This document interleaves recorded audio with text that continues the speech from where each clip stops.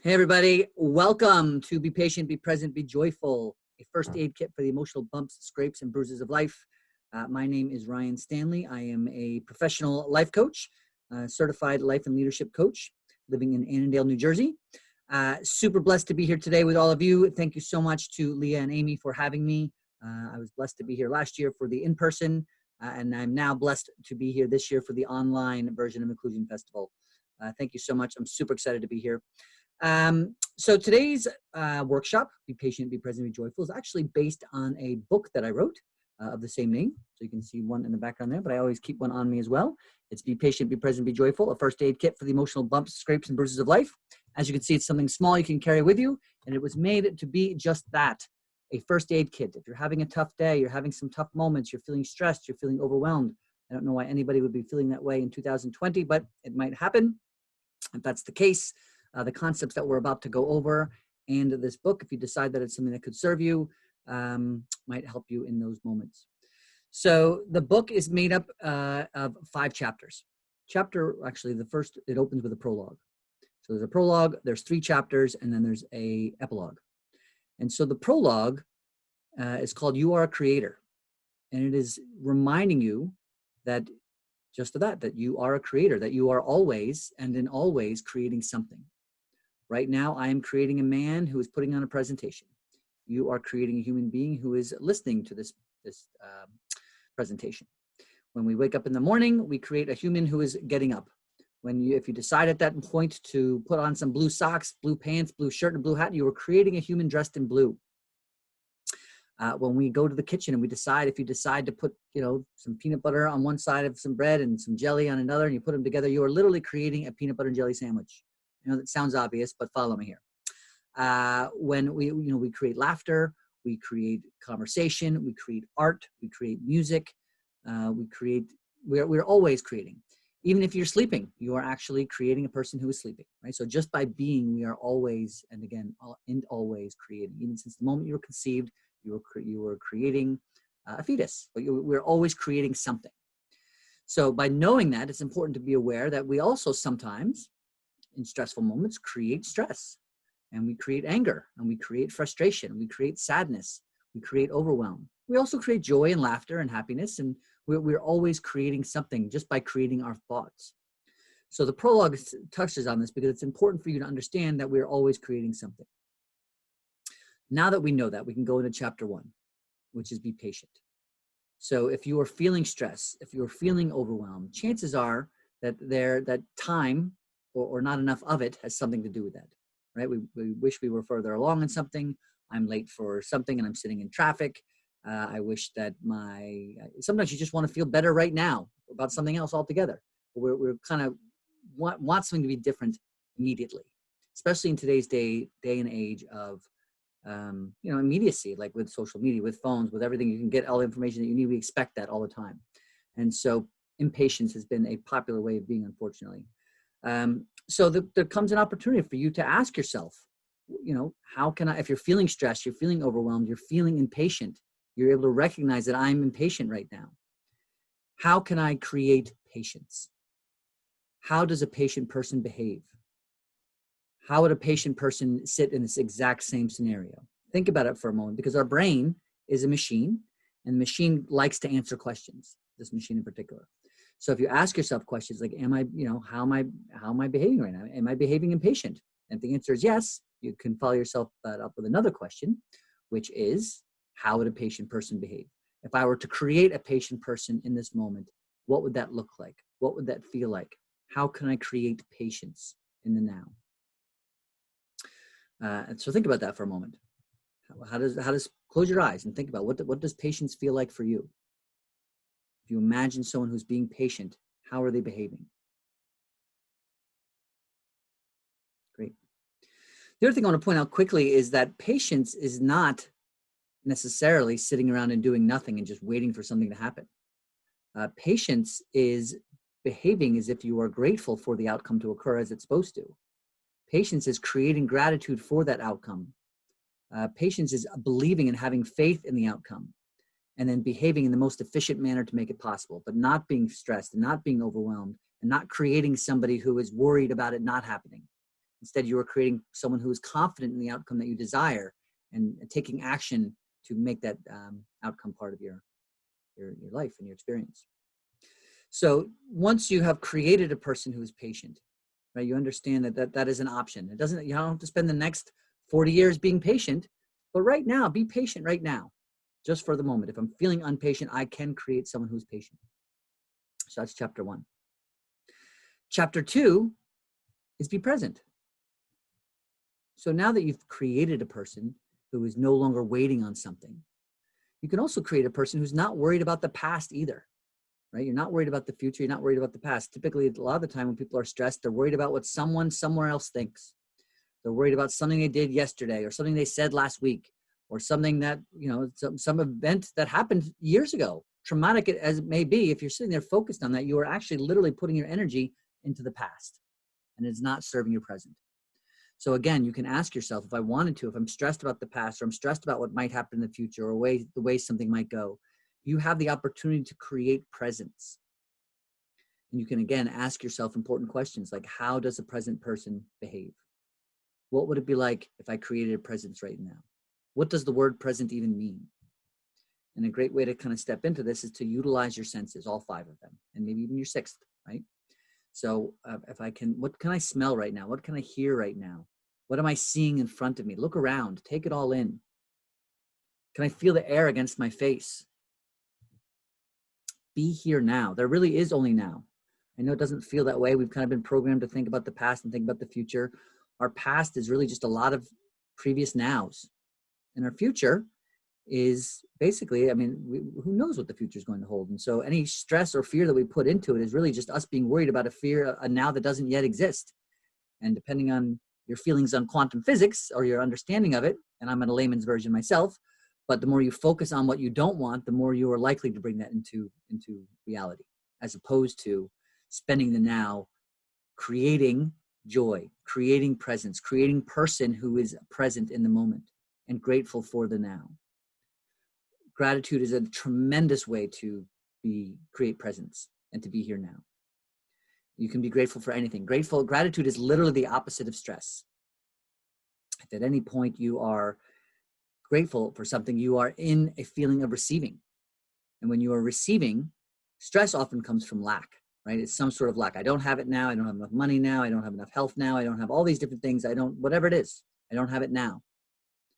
As opposed to gratitude, if you're coming from a place of receiving and understanding and abundance. And when you cultivate that attitude and you cultivate that way of being by practice, right? By no means, listen, we've all had some traumatic experiences in life. And many of us, some more than others.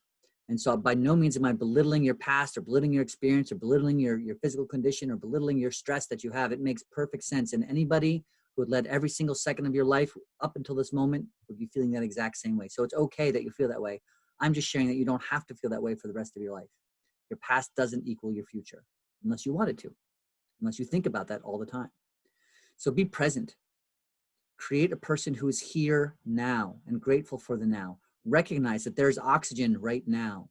There's gravity right now. There's sunlight right now so that you can exist and be here now. Who do you want to be? How do you want to show up? So now you've created patience. You've created presence. And so, and literally, if you take this step by step, this with practice can be done in a process of becoming a habit. Like, what are my steps here? I'm feeling stressed. I'm feeling overwhelmed. Am I worried about the future? Am I worried about the past? Can I create some patience? What does a patient person feel like? Okay, now I feel like I'm creating some patience. Now what's step 2 is create some presence. Be here now. Look around. Realize that life is a gift. It is actually, it's an incredible miracle that you're even here. And I don't just mean that in the amount of what it actually takes in the science and the process of creating a baby inside a woman's womb. I just mean even the fact that your parents met based on their parents meeting and their parents meeting their parents. The odds are like 1 trillion to 1 that you exist, right? In the grand scheme of things, there's something like that. So recognize that now is a miracle. Now is a gift. Be here now. Create gratitude for that miracle and that gift and decide who you want to be in that moment, in this moment. And create someone. Be the light that you want to see in the world for yourself and for others. Create a person who is present and realizing the amazingness and the absolute miracle that consciousness in this life actually is. And now that you've done that and you're feeling that, I hope, in some capacity, then you move on to chapter 3, which is create joy, right? Be patient, be present, be joyful. Chapter 3, create some joy. You can create, I mean, now that you're here, now you're not waiting on anything anymore. So you're present and you're patient. How would you rather be feeling? Create some joy. What does joy feel like to you? You've had joyful moments in the past. What would it be like to create one now? Even if you were just to create 1 second of joy, just a little bit more joy than a minute ago. In fact, let's do that real quick. Let's take a moment, close your eyes, think about a really joyful experience. It might be something that you got out of the workshop before this one. It might be some music that you've heard recently. It might be just the ability to be present with someone who you love, maybe you haven't seen in a while, but create some joy. Think about an experience in your life that brought joy to you and really create gratitude for it. Again, we go back to gratitude. Gratitude will help you, the practice of gratitude will help you create joy as well. Think about someone you love unconditionally. There's so many different ways for you to create joy in your life. It really just takes intention and practice. And again, I know that that's typically in many people, life can be stressful and overwhelming at times. And we spent so many years focused on the stress and focused on the anxiety. That becomes our physical habit. That becomes our way of thinking. That becomes our way of being. And so this does take practice to change things, to create joy, to create patience, to create presence out of nowhere. But the more you start to do it, the more it starts to happen by itself. And the more you start to understand and feel the presence of life. And the more you start to understand that now is a gift, and the more we start to feel that, your body will start to do it on its own. You'll start to create chemicals. Your brain will start to create chemicals. The more you practice joy and create joy in your life, the more your body will want to do it. As opposed to the habits that it's been, the habits that it's already created of creating stress and anxiety and chemicals that defend against that or try to, but instead, tense your whole body up. So create patience, create presence, create joy. And then the epilogue is keep going. Yeah. On your worst day and on your best day. These 2 words are some of the most important ones I've ever uttered. Keep going. Because it always gives you the opportunity to know that you are on purpose and that you are living your life on purpose.